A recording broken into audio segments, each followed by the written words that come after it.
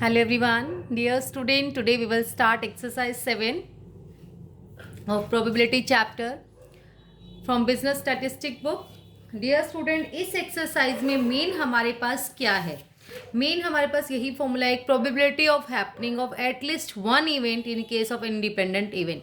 Independent event है, कोई event एक दूसरे पे डिपेंड नहीं है, लेकिन उसमें एटलीस्ट की कंडीशन है कि कम से कम इतना हो। तो कम से कम के लिए हम ये फॉर्मूला लगाते हैं, one minus probability of happening of none of the event, कि एक तो जीरो इवेंट की निकाल कर वन में से माइनस कर दो तो एटलीस्ट इवेंट की आ जाती है। एक्सरसाइज से आपको और अच्छे से क्लियर होगा। देखिए क्वेश्चन नंबर फर्स्ट है आपके पास, a problem in statistic is given to 4 student. 4 student को प्रॉब्लम दी गई, चांस ऑफ सॉल्विंग है 1/2, 1/3, 1/4, 1/5। 4 स्टूडेंट्स की हैं, तो हमने मान लिया इनको ABCD इवेंट है कि सोल्व हो जाती है 4 स्टूडेंट से। प्रोबेबिलिटी ऑफ ए की हो जाएगी 1/2, B 1/3, C 1/4, D है 1/5। प्रोबेबिलिटी बताओ कि प्रॉब्लम सॉल्व हो जाती है। इनके लिए तो चांस है कि हो भी सकती है, नहीं भी हो सकती। तो पहले हम नहीं की प्रोबेबिलिटी निकाल लेते कि होगा ही नहीं सॉल्व, तो उसको 1 में से माइनस कर देंगे तो आपकी आ जाएगी सॉल्विंग की। तो कैसे करेंगे, देखो प्रोबेबिलिटी ये इसकी हैपनिंग इवेंट की 1/2 है, तो नॉन हैपनिंग की कितनी हो जाएगी 1 - 1/2 इज इक्वल टू 1/2। कई बार हमें ऐसा लगेगा कि हमने ऐसा क्यों किया कि इसको 1 में से माइनस करके, हम ऐसा भी तो कर सकते हैं, इसमें है कि प्रॉब्लम सॉल्व हो जाती है। इसका चांस, ये सिर्फ चांस है, ये ज़रूरी नहीं है कि हो जाती है। अगर यहाँ पर श्योरिटी के साथ गिवन है कि प्रोबेबिलिटी ऑफ सॉल्विंग चांस, वैसे भी प्रोबेबिलिटी है, प्रोबेबिलिटी का मतलब ही चांस होता है। सॉल्विंग की प्रोबेबिलिटी है, हो भी सकती है और नहीं भी हो सकती। तो पहले हम ये निकालेंगे कि जिससे हो ही नहीं सकती है उसकी 1/3 आ गया, तो B नोट आ जाएगा 1 - 1/3 2/3। इसकी PC है 1/4, 1 - 1/4 3/4, ऐसी 1/5, 1 - 1/5 आपका हो जाएगा 4/5। प्रोबेबिलिटी निकालिए कि प्रॉब्लम सॉल्व हो जाती है, तो 1 - नन विल सॉल्व, कोई भी सॉल्व नहीं करेगा प्रॉब्लम 4 स्टूडेंट में से। तो हमने नन की प्रोबेबिलिटी को 1 में से माइनस कर दिया, 1/2 इंटू 2/3 इंटू 3/4 इंटू 4/5। क्योंकि इंडिपेंडेंट है, कोई किसी पे डिपेंड नहीं है ना। ऐसा तो नहीं है कि वो हर्ट का भी हो और किंग भी हो, उसमें तो डिपेंडेंट आ जाता है कि कुछ ना कुछ कॉमन है। मतलब ये म्यूचुअली एक्सक्लूसिव इवेंट है, इंडिपेंडेंट है। तो नोट की हमने निकाली, यहाँ से सोल्व करके आया 1/5, 1 में से माइनस कर दिया 4/5, हमारा आंसर आ गया। Now the next is question number second is the probability that a boy will get a scholarship is 0.9। Scholarship मिलती है, उसकी प्रोबेबिलिटी है 0.9, और गर्ल को मिलती है 0.80। प्रोबेबिलिटी बताओ at least one of them will get the scholarship, कि दोनों में से एक को स्कॉलरशिप मिले। तो हम पहले क्या निकालेंगे कि किसी को ही नहीं मिल रही। एटलीस्ट वाले केस में हम यही मान के चलते किसी को मिल ही नहीं रही है, तो हम उसकी निकालें। तो आपने क्या किया, बॉय वाले को हमने प्रोबेबिलिटी A मान लिया, गर्ल को मान लिया प्रोबेबिलिटी ऑफ B। फिर प्रोबेबिलिटी ऑफ A आपके पास है, बॉय की दे रखी है 0.9, गर्ल की 0.80, माइनस कर लिया 1 में से ये आ गया। फिर वही simple, at least one will get the scholarship, दोनों में से एक को मिले तो 1 minus probability of none will get the scholarship. तो 0.10 इंटू 0.20 मल्टीप्लाई करके आपका आ गया दिस, सोल्व किया हमारा आ गया ये। अदरवाइज हमारे पास एक ये भी होता है, इसमें तो 2 ही केस थे, दोनों में से एक सोल्व करे, एटलीस्ट कम से कम एक तो करे। या तो ऐसे हो सकता है बॉय सोल्व कर दे, गर्ल सोल्व ना करे, या फिर गर्ल सोल्व कर दे, बॉय सोल्व ना करे, या फिर दोनों ही सोल्व कर दे। या फिर इसको सोल्व कर लीजिए, जब भी आपका सेम आंसर आएगा लाइक दिस। बॉय ने सोल्व कर दिया, बॉय की प्रोबेबिलिटी थी 0.80, गर्ल ने नहीं किया 0.10, फिर गर्ल ने कर दिया 0.90 इंटू 0.20, प्लस दोनों ने ही सॉल्विंग की है 0.90, 0.80। इसको सॉल्व करेंगे तो 0.08, यहाँ से आ जाएगा 0.18, यहाँ से आ जाएगा आपके पास 0.072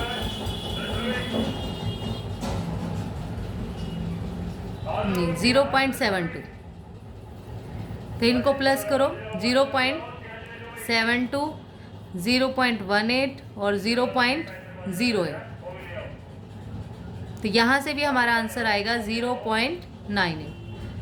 ठीक है, या तो हम ऐसे भी कर सकते हैं, थोड़ा सा इसकी सॉल्विंग ज़्यादा हो जाती है इसलिए हम ये कर लेते हैं। इसमें कई बार होता है कि छूट भी जा सकता है। हमने मान लिया कि बॉय करता है, गर्ल नहीं सोल्व कर पाती, या फिर गर्ल सोल्व कर पाती है, बॉय नहीं कर पाता, या फिर दोनों सोल्व कर पाते हैं, तो यहाँ से भी हमारा आंसर आ जाएगा। नेक्स्ट है आपके पास question number 3 is A can solve 75% of the problem in statistic, B can solve 30%, A 75 कर पाता है, B 30%।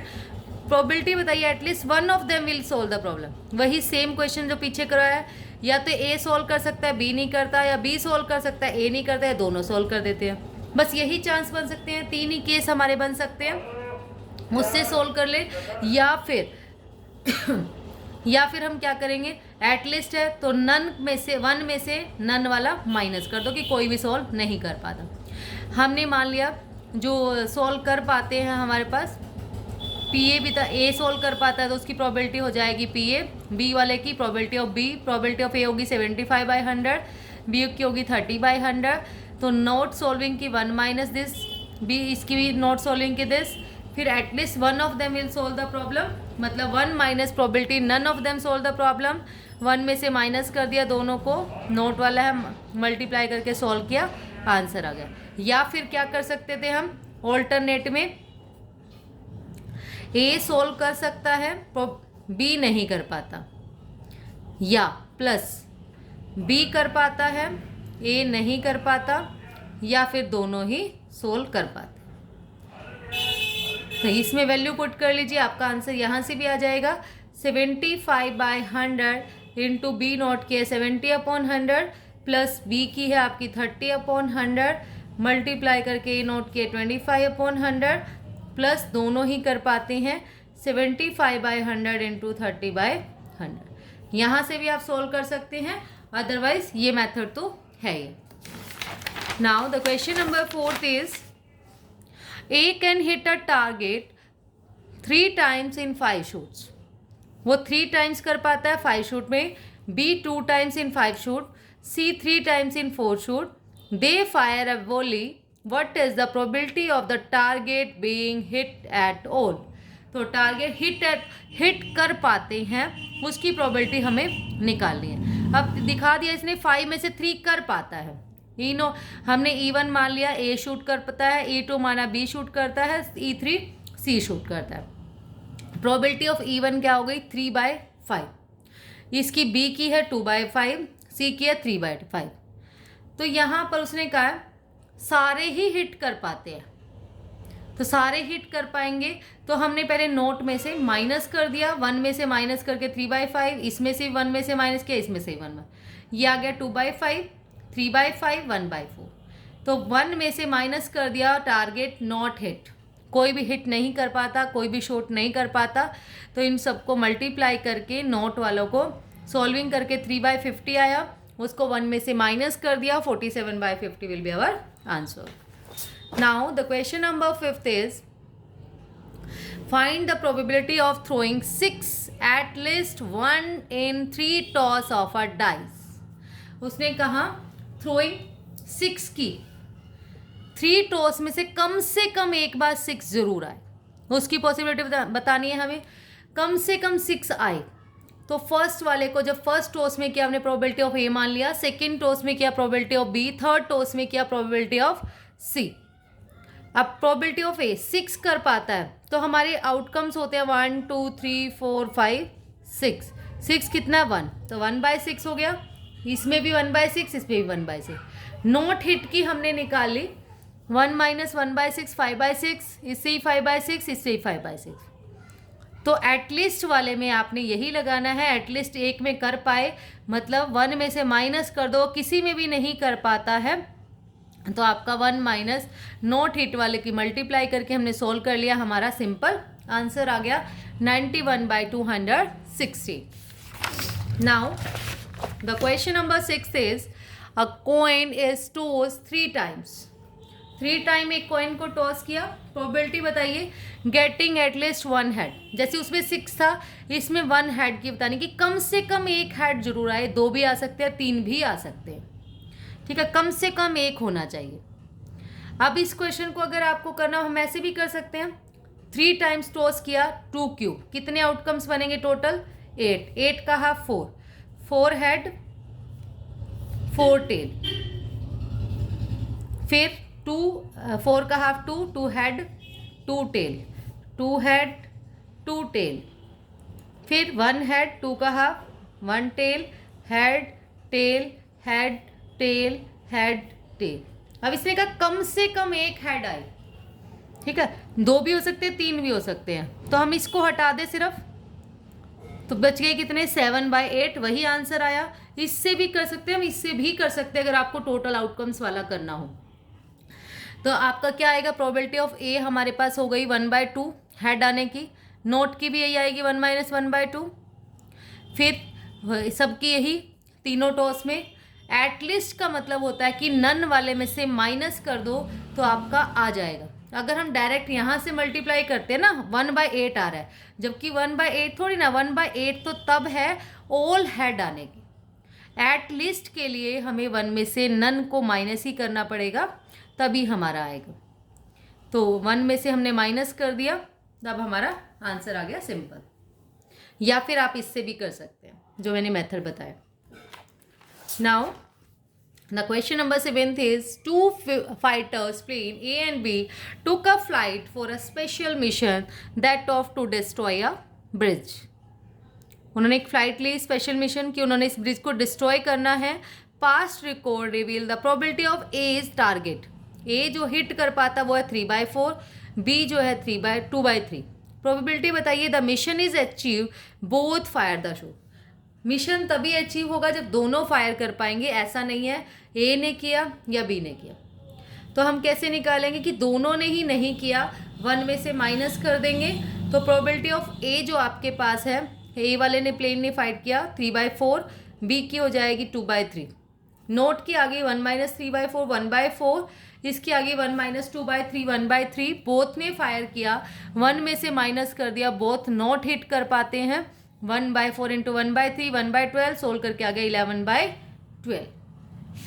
Now the question number 8 is suppose it is 11 to 5 against a person who is now 38 years of age living till he is 73। ऐसा मान के चल रहे हैं 11/5 है, 2 मतलब 5। अगर पर्सन अब 38 का है वो 73 तक जिंदा रहेगा। 5/3 जब प्रोबेबिलिटी है, अगर बी नाउ 43 है वो 78 तक जिएगा। चांस बताना है, चांस मतलब probability that at least one of these person will be alive 35 years. 35 के बाद भी वो लोग जिंदा रहें। एटलीस्ट 1 मतलब दोनों में से एक तो रहे। तो हमने probability of A alive, a person जिंदा रहता है, उसकी प्रोबेबिलिटी को मान लिया पी ए, बी रहता है प्रोबेबिलिटी ऑफ बी। अब यहाँ ध्यान से देखेंगे, इसमें दे रखा है अगेंस्ट 11/5, तो फेवर वाला क्या होगा 5। ये बात ध्यान देनी है, 11 अगेंस्ट है तो अगेंस्ट वाला पहले है। यहाँ फेवर होता तो फेवर वाला पहले होता, उसका बाद में होता अगेंस्ट। अब अगेंस्ट पहले है, फेवर बाद में है। अगेंस्ट 11/5 है तो प्रोबेबिलिटी ऑफ ए हो गई 5/11, ए नोट की हो जाएगी 11/60। ऐसे अगेंस्ट बी की है 5/3, ये भी अगेंस्ट है तो प्रोबेबिलिटी ऑफ बी हो जाएगी 3/8 और इसकी बी नॉट की हो जाएगी 5/8। एटलीस्ट 1 ऑफ देम अलाइव, दोनों में से एक तो जी, तो 1 में से माइनस कर दो नॉट अलाइव की। नॉट अलाइव का है 11/60 इंटू 5/8, सोल्व करके आ गया हमारा 73/128। Now the question number 9 is the probability that India wins a cricketers match against England is given to be 1/3। Winning की है 1/3। If India and England play 3 test matches, इंडिया अगर 3 match वो खेलते हैं, प्रोबेबिलिटी बताइए India will lose all the 3 match, तीनों के तीनों मैच लूज कर जाए, हार जाए वो। तो विनिंग की प्रोबेबिलिटी आपके पास है 1/3, तो नॉट विनिंग की क्या हो जाएगी 2/3। अब 3 मैच है, पहले वाले में भी हार गए 2/3, दूसरे वाले में भी, तीसरे वाले में भी, मतलब PA0, आप B0 भी ले सकते थे, फिर PC0 यहाँ बना सकते थे हम। फर्स्ट मैच को प्रोबेबिलिटी ऑफ A मान सकते थे, सेकंड को B, फिर थर्ड को C। यहाँ से करके सबकी लॉस की यही आएगी 2/3 2/3 2/3, सोल्व करके आ गया 8/27। अब इसने कहा एटलीस्ट 1 मैच विन करे, कम से कम एक करे। तो एटलीस्ट के लिए हम क्या करते हैं, इसका अपोजिट, 1 में से लूजिंग वाला माइनस कर दो। 1 में से लूज वाला माइनस करेंगे तो 1 माइनस लूज वाला था 8/27, इसको सॉल्व करके आ गया 19/27।